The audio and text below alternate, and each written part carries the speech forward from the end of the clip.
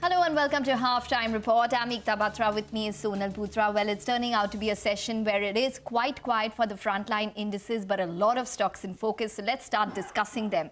Asian Paints is in focus. It is down in trade after posting what was a weak set of numbers this quarter. Both volume as well as value growth were below expectations. In fact, extended rains in the month of October impacted demand. To discuss the Q3 performance, we have with us Amit Singhal, the MD and CEO of Asian Paints, joining in. Mr. Singhal, hi. Thank you very much for joining in. If you could start by giving us some detail about the product mix this quarter and what explains the decline in demand, say, for premium products this time. So overall, when we look at the quarter was tough, as we know that because of the price increase base, which was quite phenomenal given the price increases which we had taken last year of almost an unprecedented 15% kind of a price increase. And also given the fact that there was an extended monsoon and a shorter Diwali. I think all had implications on the sale in October and November in a strong manner to that extent. But I think we kind of really bounced back in December with a strong double-digit volume growth, which has kind of come in. If we look at the overall 9-monthly kind of picture, it is pretty strong and kind of really corroborating our overall aggression with respect to the revenue in terms of what we have taken. We are at about a 13% volume and about a 23% value growth, which is quite strong, and therefore we could kind of just see that the quarter is just a little bit of an aberration in terms of the overall picture in terms of how we see.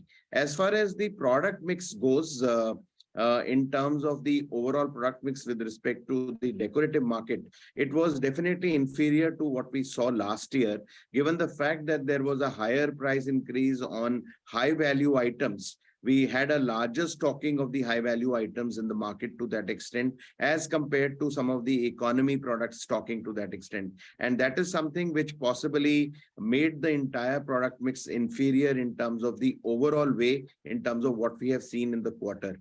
We've also seen that there has been a little bit of a downgradation in the rural sector in terms of which people are going from premium and luxury to a little bit of an economy segment to that extent. And that is also kind of had a little bit of an impact in terms of the product mix in terms of what we have seen. Overall, what we see is that our areas of undercoats, our areas of waterproofing, our area of enamels and so on and so forth have been doing extremely well.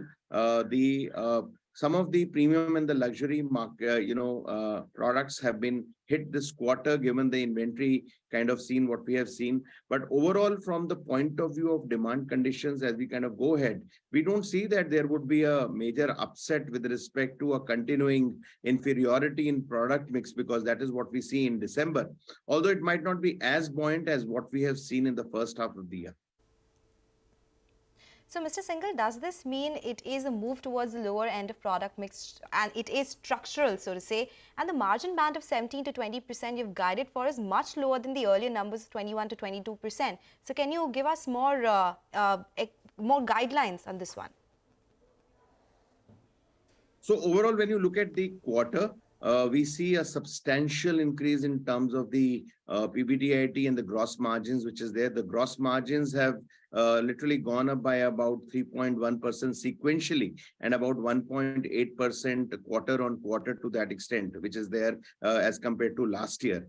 On the PBDIT front, the sequential kind of improvement is almost about 4.8%, going closer to about 19.8% to that extent as far as the standalone business is concerned. And on a year-on-year basis, it is a 0.2% improvement in terms of what we see. So I think now we are closer to the 20% side of the higher side of the band in terms of what we have been speaking about.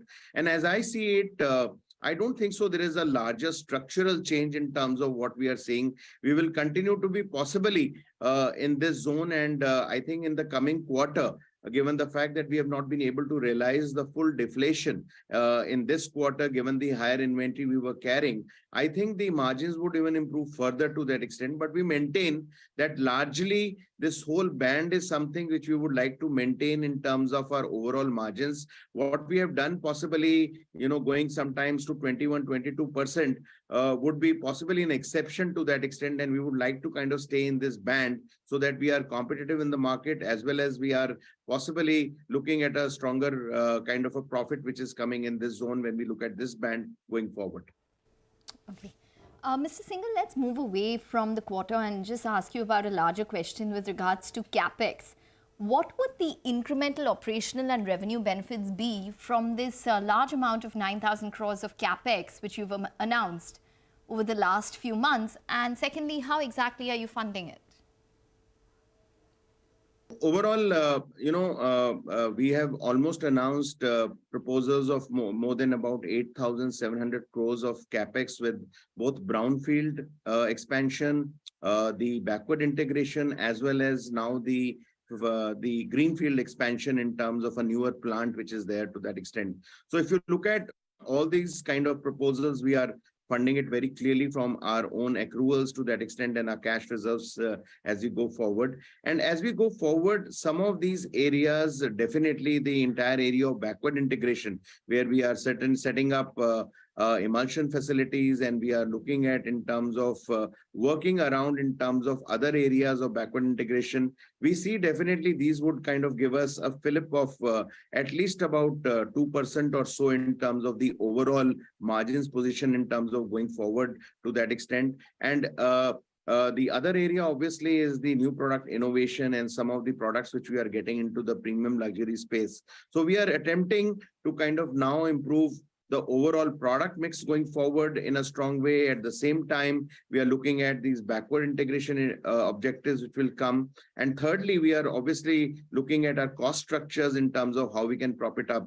But we are confident that today this band which we have spoken of is quite comfortable for us to kind of take our entire funding ahead and the entire business ahead in a very strong manner. So therefore, I think being closer to a 20% PBDIT is something which we aim with respect to all these initiatives, the product mix, the backward integration. And if we get obviously higher margins, that would be definitely a bonus in terms of how it will come. Okay, so that's about the paints business. Mr. Singhal, how is demand shaping up in the non-paint side of things, both kitchen and bath fittings, because they weakened this quarter? So we should see the home business in the full perspective, and it's not only kitchen and bath. It's all about when we look at the fabrics, the furnishing, the furniture, the lighting business, along with the kitchen and bath, which is there to that extent. We had acquired a lighting company called White Teak some time back, and also a UPVC doors and windows company called Weather Seal.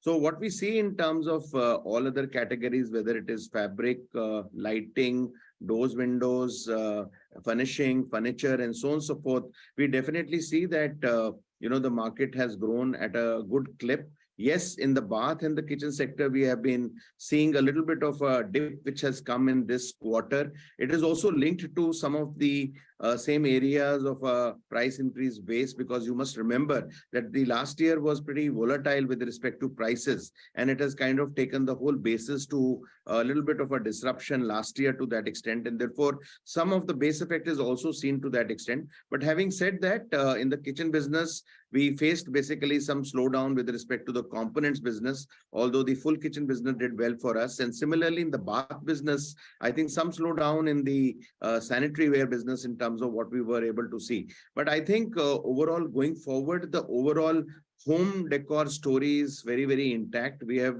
committed in terms of saying that by the end of 26, March of 26, we are looking at almost about a 10% contribution coming from the home decor business to the overall deco business in terms of what we see in India to that extent. So I think we are pretty kind of strong in terms of our entire shift to the share of spaces from the share of surface, as we have kind of taken as a strategic intent.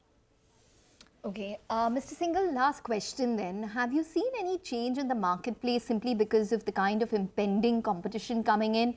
Say, for example, changes in tonality, sales force aggression, dealer channel changes. Anything you can apprise us of? So I would always say that, action speaks louder than words to that extent. And what we have been seeing in the market, actually, there is absolutely no change from the point of view of any competitive pressures is what we see in the market. In fact, what we see is that today, the competition has always been there in a very strong manner. But today, the tonality in terms of the way people are working, the way we are getting out newer products, we are looking at newer segments, we are looking at channel expansion and expanding the distribution footprint. I think we are on a very, very strong trajectory. We have almost seen a market share gain of almost about greater than 3% in the last 3 years in terms of what we have kind of witnessed. And as a leader, we have been expanding the market overall, whether it is from the point of view of a texture market, or it's a wood finishes market, or it's a waterproofing market to that extent. So from our point of view, we don't see any really changes with respect to the competition scenario to that extent, which is there currently existing. And as we kind of go forward, we are very clear that our strategies in terms of where we want to take ourselves are very, very clear. And that is why the expansion plans with respect to our overall capacities is very clear, because this is based on our 3 to 4 year last year projections in terms of a 12 to 14% CAGR, which we have seen in terms of our volume basis going forward. So I think as we look forward, we are pretty positive in terms of saying that there are no untoward or any different competitive pressures that are working around in the environment. Mr. Singhal, thank you so much for joining us. It was a pleasure speaking with you. Thank you so much for talking about Q3 numbers and the outlook going forward as well. With that, we'll slip into a short break. On the other side, we'll get to our conversation with Amitabh Chatterjee of Canfin Homes on their Q3 earnings. Stay tuned.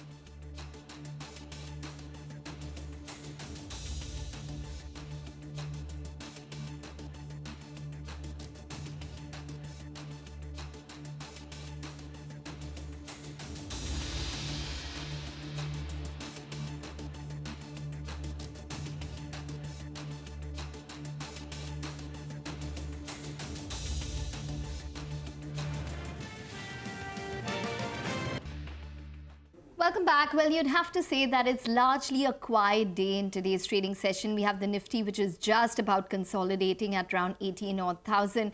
But if you look at it on a week-to-date basis, the index has done better. So it's up around 0.8% on an index level this week at current reckoning. So let's see what the second half holds. But separately, the bank Nifty is outperforming marginally. So it's a lot about the financials today. It's up around 0.6% currently for the bank Nifty.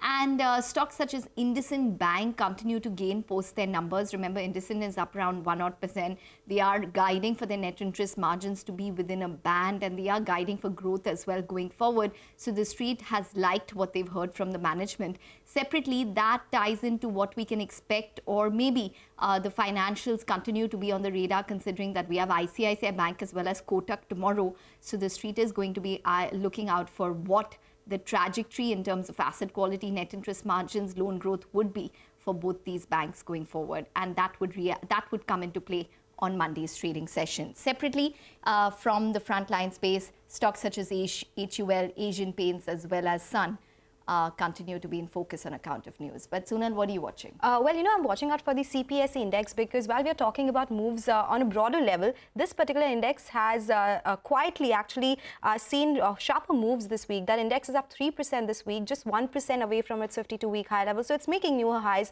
as we speak. And if we talk about the constituents as well, a couple of these stocks in the Nifty CPSE basket, they have done well this week. We have ONGC up 3.5% on the back of crude oil prices going higher. Power Grid is up 4%. There's Coal India 5%. BEL is also up in trade by around 3% this week itself. That is about the CPSE index. Even Nifty IT, apart from some of these pockets, has done really well. So today it's up around 0.2%. For this week, it's up around 3%. And as Ekta was mentioning, financials continue to be in focus. So both the HDFC twins have done really well.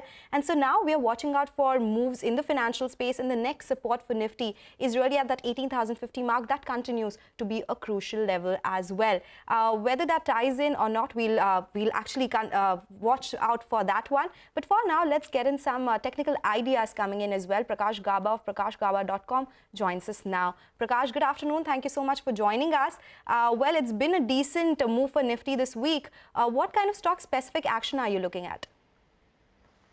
I think I like, so far it looks okay to me, Nifty and Bank Nifty. I look at HAL. HAL is certainly looking good to me, trading at 2488. I think it's a matter of time, we'll go to 2550 and even higher. Strong support on HAL is around 2460. I think we must look at HAL to start with. Second stock that I like is Chola Finance. I think it's heading up. I like the basic chart structure. It has come down and then it's trying to go up itself. 707 is the level that I'm looking, is trading now. Possibly we'll see around 720 in the days to come. Stop below 700 should be fine on Chola Finance. Okay, all right, Prakash, we're going to let you go on that note. Thanks very much for joining in and speaking with us. So that is on the technicals. Canfin Homes is in focus. It posted what was a weak set of Q3 numbers with their net interest margins at a 5-quarter low. Our colleague Abhishek Kothari caught up with Amitabh Chatterjee, who's the Deputy MD and at Canfin Homes, and began by asking him about the company's cost of funds that have risen. Incremental cost of fund was around 6.63%, and average cost of fund was around 6.25%. So it has increased because 5 times repo hike has taken place, and our lenders have passed on that hike to us. We have also increased the rate of interest, but our lending book, that price research happens once in a year. So in that timing difference is there. There is a lag effect due to which our NIM and spread has contracted. Also, could you guide, incrementally, where are you sourcing the liabilities from? So what kind of change are you seeing in your borrowing mix? Borrowing mix, more or less, it remains the same. Around 51% are from the nationalized banks and other private banks. And there is a NHB refinance is there to the tune of around 23%. Rest our NCDs and CPs. One of the key factors to notice in your results this time around in the loan growth was it was at a multi-quarter low, coming in at around 20%. Now, there are factors which may have played out. One of my guess is that you are losing people due to which, AUM growth might have slowed down.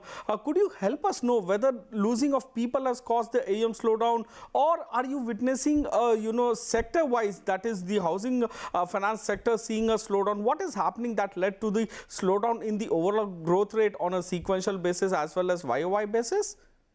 See, earlier we have given a growth of 18 to 20%. We are maintaining that, whether it is disbursement or whether it is a loan book growth. That is one thing. Another thing, the leaving of people has not impacted the growth or business continuity. And we have got sufficient manpower who are skilled and experienced to take care of the loan book growth as well as disbursement growth. So would you see further attrition from Canfin Homes to other players? See, attrition happens around the year. Past year also it has happened. This year also it is happening. It is a normal in the industry. We don't find it as a concern as of now. So one question on your margins, in a rising interest rate scenario, it is disheartening to see that the net interest margin is declining over the last 2 to 3 quarters. So by when can you arrest the declining trend of net interest margin, or let's say by when can you see a pickup in your net interest margins? I think going forward, we are going to witness an increasing net interest margin as well as spread, given the fact that most of the loan book is going to be repriced at higher rate of interest, which we have increased of late. Any loan mix change between salaried people and non-salaried people which may help you in drive your net interest margin higher? Not that much. As of now, we are having salaried to the extent of 74%. Rest our SCNP category is around 26%. Maybe going forward, our salary may come to 70%, SCNP may be around 30%. Beyond that, we don't see any perceptible change in going forward. So by when can we expect the new MD and CEO announcement, for Canfin Homes? This financial itself. Okay. Any RBI or NHB inspection that has taken place in the recent times? No NHB and RBI inspection has taken place in recent times. So what kind of growth guidance would you leave us, and how do you see this growth happening from pure vanilla housing finance or the non-housing finance and between the salaried and the non-salaried segment? See, demand is across all the sectors, whether it is salaried or SENP. The desire to have a home ownership is still there despite rise in cost of property prices, rise in interest rate. So demand is intact, and going forward, it is going to be remain intact in coming quarters also, and we will be also growing at that rate. Any fundraising or capital raising plans that you have in this fiscal, let's say FY24? See, already there is a enabling clause passed by our shareholders to raise 1,000 crores of fund by way of equity bond. So we are reviewing the position. If it is required, we may raise, but nothing can be sent at present.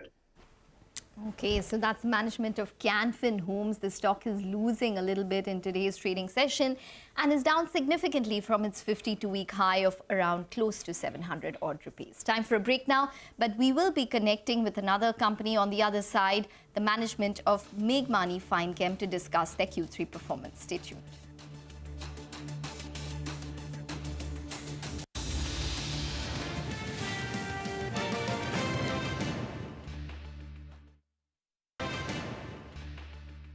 Welcome back. Well, the stock on our radar is Meghmani Finechem. Posted a weak set of numbers on a quarter-on-quarter basis. Revenues declined on a quarter-on-quarter basis. Profit after tax is down 15.5%. Company also announced CPVC capacity expansion, which will take the total capacity to 75,000 tons per annum. Maulik Patel, the chairman and managing director of the company, is joining us now to discuss the earnings fine print and the outlook going forward as well. Maulik, good afternoon. Thank you so much for joining us.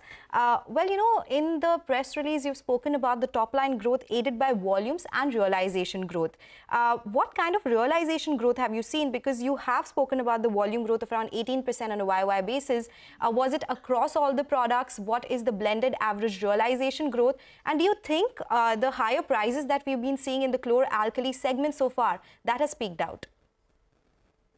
Yeah, so the realization growth is mainly happens in the caustic soda sector, because last year in the same time the caustic soda price was not great. And major is the caustic soda, along with the hydrogen peroxide is also right now, because of the European market is down. So we have a good demand in terms of the revenue also, and the prices of hydrogen peroxide is also good. Chloromethane is also doing very good right now. And other derivatives which like epichlorohydrin and hydrogen peroxide, which we have started, so all the approval has achieved. We got all the approval from the major customers globally as well as domestically. So that volume is pick up, that is minuscule volume, but yeah, that we are expecting Q4 and next year onwards. I think the volume will pick up from the new product which we have commissioned last financial year. Okay.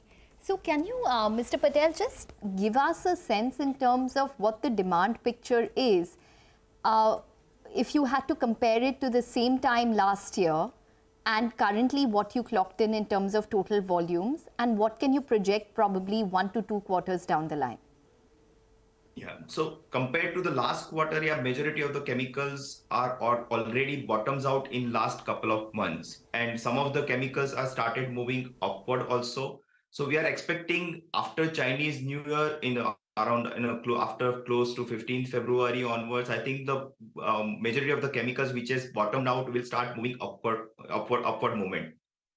Okay. So these are the forecasts which we can see, and Q1 and Q2, I think Q1 next financial year onwards, I think we can see the back in the momentum. We can see in a lot of chemicals like PVC also, we can see a lot of movement has started moving upwards in terms of demand globally. Okay. So yeah, we can. Yeah. So you're expecting realizations to go up and not peak out basically, because the general consensus was because chlor-alkali cycle was at least positive for last couple of quarters, there could be some fall in prices as well. But you are saying that you're expecting prices to in fact go up after the Chinese New Year. Yeah, the global demand in the majority of the chemicals will impact and start moving upwards. Chlor-alkali, if you ask me specifically, then yeah, there is a link to the energy, because chlor-alkali depends on the energy and it depends on the energy situation globally, which is right now. And we expect that it will not go, yeah, it is subdued little bit in last couple of months, but it will not go back to an original level of FY21 or Q2 FY22. Okay, so let's try and understand the demand situation and how y'all are currently functioning, based on capacity utilization of your plants. What exactly is your capacity utilization, say on a blended basis currently for all of your plants? And what do you anticipate it to go to once China does come back full-fledged in terms of demand post, say, the New Year holiday? So, last financial, whatever we have commissioned, like CPVC first phase, epichlorohydrin, and the additional capacity of caustic soda, that will be, optimized level. I think caustic soda will be optimized in the Q4 onwards. ECH, we are expecting Q1 onwards, but I think it is delayed by Q1. I know, Maulik, what we're trying to get down to is basically numbers. If you could just provide us, say, what an average of capacity utilization is across your plants currently, and what do you expect it to probably go to, considering that you are seeing this recovery in demand? Yeah, so we have an average, you can say average, I think 80% of the utilization is a standard which we are targeting. But we have commissioned the new project, which is epichlorohydrin and CPVC, which has just got the customer approval globally and domestically. So we will start moving in those. New capacity will be picked up in Q4 and Q1 next financial year onwards. So if you consider the new capacity, we are running at around 70%, 68 to 70%. You can consider in overall as a company basis. Okay, so on an average basis, it's 68 to 70%, but in the older products, it's around 80%. The newer capacities are just started to come on stream as well. So considering all this that you have told us, what will the margin picture look like? Because while we are talking about demand picking up but prices going higher, raw material prices are still not at lower levels. So do you see margins at 26% plus is what you had guided for earlier, and revenue growth of around 50% plus? Is it something that you will be able to maintain? Yes, we are still expecting, in the current current financial year also, as well as the next financial year, we are able to manage the 28 plus or minus 2 guidance which we have given in the past. Even though the raw material price has gone down, when the price is going up, you are getting advantage in terms of the inventory. When price goes down, a couple of quarters you get disadvantage in terms of the high inventory cost. But normally in a year basis, you get a 28 plus or minus 2%. I think we are able to manage the show, in coming financial year as well. Okay, this additional Capex which you've announced, can you tell us how you're going to be funding it? All the new capacity which we are coming up, I think it will start generating the additional cash flow in coming financial year. So, debt and internal accrual, both we are targeting for the new Capex, which we are doing it for chlorotoluene as well as for the CPVC. Okay. So what kind of cash flows on an annual basis are you expecting? What are the cash flows? And with the new projects coming up, how much do you expect that to be incrementally coming into your books? So cash flow basis, I need to look at it in detail, but I think in the current financial year, it is around 500 to 550 crore cash flow we are getting it, from the existing in current financial year. Next year, the volume may increase from the CPVC and the additional capacity of epichlorohydrin. So that will be additional thing probably in next financial year, but it is difficult to comment right now for the cash flow for the next financial year. Okay, all right, Maulik, we'll probably touch base with you and get more details the next time. Thanks very much for joining in and speaking with us. So that's Meghmani Finechem. Stock is down around over 4% at this point in time. Has been an underperformer in the past 3 months, or down significantly around at least 25% plus. Take a short break, but up next we'll get you more on the markets. Lots of stocks on the radar. So more on the other side. Stay tuned. Welcome back. Well, the Bank Nifty has picked up a little bit of incremental pace. So it's back up at the high point of the day, or close to those levels, up around 0.8% for the Nifty, and the mid-cap index absolutely flat as we speak. But let's get you an important voice then from the World Economic Forum in Davos, and listen in this time to Anish Shah, the MD and CEO of the Mahindra Group, on the company's EV plans and his take on rural demand trends. First, from an intention standpoint, we see the government with the right intentions, which is help the transition to electric. We do feel that the subsidies will be there to ensure that transition goes smoothly, and we don't see any major challenges to that as of now, at least. With regard to other norms that are coming in, some of them are required. We need safety norms, we need better emission norms, and that's something that we've always been a leader in, so that doesn't worry us too much. Okay, but in terms of impact on costs and margins? I would not say very significant, because we've gone through a number of these over time. We've always come out with a much better outcome in terms of cost as well as what we can deliver to our consumers. So in general, I would say we're better placed on that front. better than we expected. December was an outstanding month. We had a 30% growth in tractor sales in December. So the year actually is trending much better than we expected. And that, I think, is a testament to agri-income and the fact that the crop cycles have gone very well. So we are seeing at least the agri side of rural be a lot more buoyant than we had initially expected. No specific numbers on that as yet, but over the next few months we will be putting that out, and we will have to invest a little more than that as we go beyond this year. So again, those numbers will put A little more than that means what? We will look at what to do on the battery side, for example. Does it make sense for us to indigenize with partners? We have Volkswagen as a partner, and we're going to be working with them on batteries. So we will look at potential partnerships on that front. So some of those decisions are still pending. For now, we have what we need. How serious is the battery plan for you? It comes down to almost anything that you would look at for an electric vehicle or any vehicle. What do you make versus what do you have others make? For example, in our cars today, we don't make many of the components that come in. Our suppliers do that. And eventually for electric, that will be the case as well. So that's what we've got to think through, saying what's essential, because our suppliers have great credibility and skill sets, and we will often leverage them. In the case of battery, we may decide to go down the path of, again, partnering with Volkswagen and someone else to set something up ourselves. Or if we find the right supplier combination for it, we will go with them as well. Okay, all right, that's the word coming in from M&M. For now, we'll slip into a short break, and as we do that, here is an important information for our viewers. Don't miss out on the 19 must-have stocks for 2023. Subscribe to Money Control Pro to get the full list.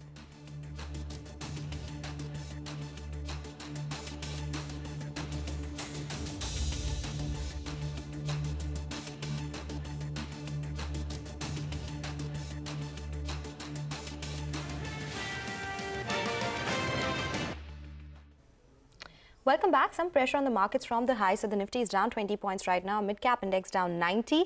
But with that, we'll move on actually and talk about some important news that is coming in. Food delivery major Swiggy said it will lay off around 380 employees, citing slowdown in growth. Shilpa is here with more details on this one and what she is picking up. Shilpa? Well, Swiggy seems to be the latest consumer tech company that has been hit by a slowdown in growth in 2023. Now, in an internal email, the co-founder and CEO Sriharsha Majety told employees that the company will be laying off 380 employees. This is out of its workforce strength of about 6,000 employees. And the impacted employees will be informed starting today. Now, what did the co-founder tell the employees in the mail? He said that the food delivery growth rate had slowed down versus their projections in 2022 after they had a good start after they had a good year in 2021, and this also made them realize that they need to revisit all of their indirect costs in order to be able to hit their profitability goals. And he also admitted that the company had overhired a lot, and he did say that this is one mistake that he admits and he should have done better here. And as part of the cost-cutting measures, the company also will be shutting down its meat vertical, which was part of Instamart. But however, you can still order meat through Instamart, but a separate vertical will be shut down. The company is also identified several areas of cost cutting which is putting in place, because it said that it did identify several areas of growth, but what happened instead, that instead of doing more with less, they ended up doing the opposite, which shot up their cost to a great extent. Now, what are the employees support that they will be receiving to those who have been laid off? A minimum assured payment of 3 months in different forms. This will be depending on their tenure. They will also be eligible to participate in the ESOP liquidity program that is slated for July 2023. Medical insurance for them and the nominated members will be covered till the 31st of May, and they will also be offered career transition support for the next 3 months, amongst a few other measures that they are being offered. Back to you. Okay, all right, Shilpa, an important story from a larger context in terms of what's taking place in the economy. Thanks very much for joining in. And there were reports, remember, all the way back in November indicating that Zomato has undertaken some amount of redundancies as well. Well, that's Ather Industries. The margins have expanded this quarter, so you can see the result reaction on the stock up around 2%. Take a short break. Up next, we'll get you more stocks in focus.